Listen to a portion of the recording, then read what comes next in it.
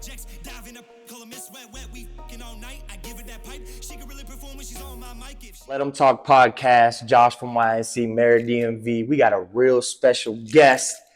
One of the homies, man, Lil Scrappy. What's up, Scrap? What's happening, big dog? What's happening, big dog? You already know it. You already know it. So listen, man, Scrap, let everybody know what you're doing out here in the Berg. Man, shoot, you know, just tapping in, you know what I'm saying? Got a little show tonight, you know what I'm saying? It's going up, man, you know what I'm saying? I'm always collecting, man, you know what I'm saying? And showing love. Halloween bash. So let everybody know how you got started, you know, doing music. What was your process? Shoot, I felt like rapping was like a way of like just releasing stress, you know what I'm saying? So I was just doing it for fun at first, and then I got to start getting around people that really do it, you know what I'm saying? Because at first you don't ever know where you can go and like what studio you can go to, where is a studio, you know what I'm saying? Like how do you even do it? And as soon as I started getting around people that actually do it, I kept getting closer and closer and closer because I started young, like, you know what I'm saying? And, you know, every time I get closer, like I just, you know, keep praying, keep believing. Like, I don't think there's nobody that was around me that didn't know I was going to be, you know what I'm saying? They knew. They knew you was going to be something crazy. Yeah. And, so I just kept going, started my independent stuff, and then next thing you know what I'm saying, linked up with Trillville on one day, because I had already, Headbuster had been out for like 3 years before John even heard it, you know what I'm saying? Yeah. So I was still doing shows off of it, and then got with Trillville and let them open up for me, and then I would close out. So then one of the owners of BME seen that, and they was just like, hey man, I'll come. So Trillville signed first, and then I signed second, and then hooked up with John, redid Headbust, and never ever. And it was over. Just over. Took off. What was your very first tour like? Like your very first run when you hit these cities? Like, how was it? Well, thank God my first tours was with John. Yeah. I wasn't even like known yet. I was just out there just like a hype man, like a little hype man, because I had all that energy. So they was just, you know, they just love that shit, man. I used to be out there, they used to think I was an East Side boy. They used to be like, Lil John, East Side boy, and I come out there, they down there and let me on the stage and start the East Side boy. Like, nah, they out there already. Yeah. I'm like, what? Nigga, I'm an East Side boy. Like, and it was crazy. Like, but that was my first little experience with touring, just being out there with John. Like, I remember it was the one time I was just sitting there and we had did this homecoming game for Georgia, for the Georgia Bulldogs or whatever. And we went to this after party, and everybody got to fight and stuff like that. We got to fight with some folk.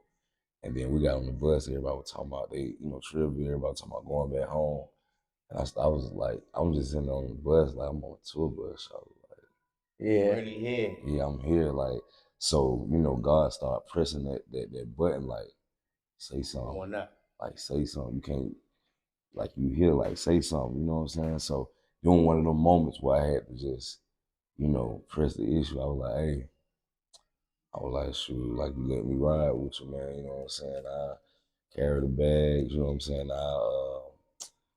I wash my clothes every day. Do whatever. You ain't got to give me nothing. I just want to be out here, you know what I'm saying? Do you see how they gave you a chance? Opportunity. Yes, an opportunity. Do you be still giving artists opportunity? How you feel about it? Especially in 2024, everything going on. Yeah. How you feel about giving artists opportunities? I mean, it's like giving making somebody smile. Like have you signed any artists? Yeah, I signed artists. Yeah.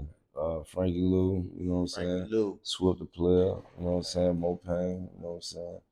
Me and my dog Chew, we got the Committed ENT, you know what I'm saying? TCE. So, I do that, you know what I'm saying? I try to put people in position so they can do what they need to do. You know what I'm saying? Boss. You know what I'm saying? Like they don't I ain't in a position to like try to trap people and like keep them from seeing their dreams, because I feel like I need more money. That's greedy to me. I feel like God gonna bless me with what He gonna bless me with. So I just try to just put people in position. You have your own label? Yeah. Okay. TCE. crazy. And I heard they've been out for a while. And you own that. Yeah. Crazy. So, I mean, you know, I put out Crime Mob, you know what I'm saying? I put out 24 Hours, you know what I'm saying? I put out LetemTalkPodcast. I'm the reason why these people, you know what I'm saying? Like, I really, like, be helping people, putting them around people. Like, you know what I'm saying? Like, you on like a 20-year run. For real. Probably more, probably longer than that, like off the record. Off the record, longer than that, but on the record, like 20. You know what I'm saying? Crazy. Yeah. Longevity. You know, a lot of people, some people come into the game, they get it like a hit or two, and they're gone, and they're gone in 2 years probably. Yeah. Now we stayed around because it's all about the grind. You know what I'm saying? Like if you like the work and you like the grind, and I ain't talking about like work with anything, I'm talking about work with the music. You know what I'm saying? So I grind this shit out. You know what I'm saying? I hustle this shit. You know what I'm saying? After you done did it so much, it's just time to take it and hustle it. You know what I'm saying? Turn it up a notch. Turn it up a notch. So what made you go from music to acting to reality TV? Like that was a big jump too. Shoot, I prayed about that, man. You know what I'm saying? 'Cause I was like, shoot, rappers shouldn't be, people from the street shouldn't be doing no reality TV. That's how I felt. You know what I mean? 'Cause what if you do this? What if you like the folks that you got? You know what I mean? But I said, I prayed about it, and my answer from God was just be yourself. And I said, all right, I'm gonna do it. I was comfortable with doing it then, and I just always be myself on that. Then I noticed that it's not like taking your whole real life, so can't nobody see you how you get down in the street or how you moving around and how it's showing you in a relationship. You know what I'm saying? You and your music, like. And you've been keeping it popping like crazy because I just came from Miami a few months ago. They be still booking you. Like you have round tables where they paying you. Yeah. It's a bunch of people in there. Yeah. I think you was at Harris Casino, one of them places. It was a big casino. Yeah. I came in there with Benzino, man. You was the main attraction in there. Yeah. And it's like, yo, 20 years later, you still look super young. I appreciate Getting booked around you in Pittsburgh. Yeah. And that spot you going to tonight, it's not a small show. It's a big show. That's a big spot. I appreciate that. Yeah. I mean, you gotta, like I feel like me and Trillville, John and all that, everybody like really put it down. Like we did the work. You know what I'm saying? You gotta put the work in. So that's what you see now. We did that work. We did them shows that we didn't get paid to do. You know what I'm saying? We went in there and did a show and then looked at the promoter like, what my money at? Like, well, I ain't got no, you know what I'm saying? We went through all that. You know what I'm saying? We done fought in the club, like, nigga done spilled blood over this shit. You know what I'm saying? Like, nigga done sweat tears over this shit. So give us a story. Has promoters not gave you your backing? Like, say you came to a show, you got paid the upfront money, and you go to the show and you like, okay, well, where's my backing before I walk in? Yeah, like, but see, what do you do in that situation? You gotta learn. You know what I'm saying? You gotta learn that I'm talking about we done drove places and they make no money, bro. Like left my kid, my house, left the city, you know what I'm saying, left where I'm from, like to go get something, and you telling the folk like, bro, like I'm on the plane or I'm on the road, like that should be a time that a motherfucker be like, bro, I ain't got your money, don't come. Mm-hmm. You know what I'm saying? But motherfuckers will play with you the whole time. You get there. And then they whole thing, they disappear. You know what I'm saying? So I stopped doing that a long time ago, cause the thing is, man, if a motherfucker put in a big ass deposit, he gonna want to see that money come back. He gonna want to give you that back, and he gonna want to see his whole little shit coming to fruition, cause he done spent so much money already. You know what I'm saying? So I really we raised the stakes. So with love and hip hop, it was little money. You know what I'm saying? That when it was little money. Now it's big money. You know what I'm saying? Money. Yesterday prices aren't the same as today. Yeah. So with the love and hip hop situation, they get in your personal life. They follow you around. Every single thing that you do, from your kids to your relationship. Well, I don't think you see men on there with their kids. Right. They don't show that part. So it's more. That's why people always ask me, why you on Instagram with your kids so much? I'm like, they don't show it. So I got to show y'all what I really be doing. The passionate side, the real side. Yeah, and since I show everything else, I show them clubbing, I show them doing shows, I show them with women and all that. I'm gonna show y'all how I be with my kids. You know what I mean? I be with my kids all the time. That makes sense. So who's your celebrity crush? Like who's somebody that Lil Scrappy hit out the ballpark? Yo, that's a tough one. That's a tough one. He just hit you with a tough one, like, because you're a reality star now. You a star now. For real. Hell. Like, all right, let's. I don't know. Nah, let it hear it. Like for real, like my old crush used to be Ashanti. Okay. You know what I'm saying? But then you She's off the market. you lose interest when they get off market. You feel me? But Does that make you want them more though? No. Because you know some people be in relationships and you're like, yo, people don't have respect, so they're like, yo, I can't get her, I want her, I want to go get her. Yeah. Nah, I just shit, I don't know, man. I don't know. I don't be thinking about that shit, man. You know what I mean? Who you listen to? Them the crazy ones. Yeah. For So you would rather date somebody that's average, not famous, somebody cool, calm, collect. I mean, they all end up famous when they. Yeah, right.